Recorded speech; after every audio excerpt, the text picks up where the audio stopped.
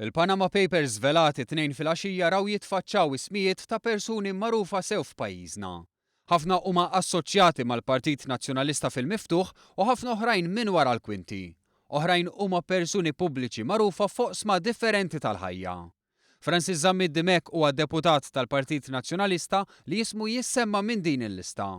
Permezz tal-kumpanija li kien jagħmel parti minnha sal-2014 kien jgħin kumpaniji oħra jiftħu f'ġurisdizzjonijiet magħrufa bħala tax haven fosthom il-British Virgin Islands. Fil-lista wkoll l-eks Ministru Nazzjonalista Ninu Zammit. Il-kumpanija tiegħu Five Olive Services Limited twaqfet minn Mossack Fonseca fi frar 2005 fil-British Virgin Islands u ngħalqet fl-2015 wara li kien żvelat li kien ukoll fi Swiss Leaks. Jissemma wkoll l-isem Antonio De Pasquale. F'dan l-istadju qatt mhux magħruf jekk dan hux l-istess persuna li kien kap eżekuttiv tal-BOV u li kien żvelat li qiegħed involut f'kumpaniji fejn hemm involut ukoll l-eks Ministru Tonio Fenech.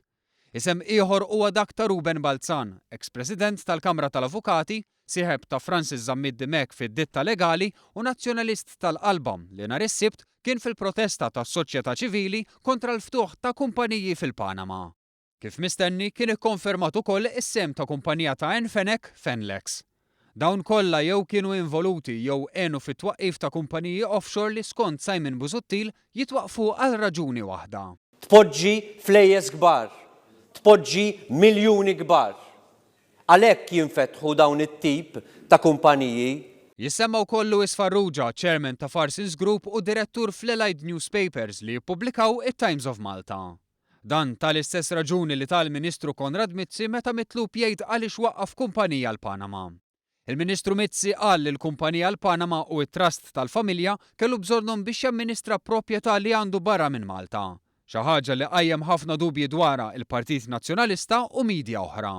Iżda issa qed tkun irrapportata fatwalment it-tweġiba ta' Farrugia li ma' Times of Malta qal li l-kumpanija Petrofina Holdings li eżistiet bejn l-1984 u l-2005 kienet imsemmija mal-Bank Ċentrali.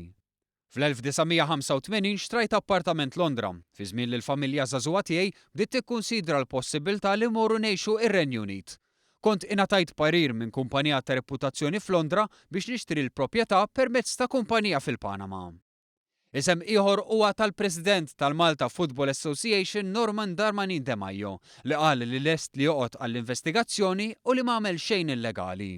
Jispikka wkoll l-eks kap eżekuttiv tal-Awtorità Maltija għall-Ambjent u l-Ippjanar Ian Staffraġ fost qatt ta' ismijiet oħra li jaqbżu is-700 u li One News se jkompli jinvestiga b'aġġornamenti fis-sigħat li ġejjin fuq one.com.mt.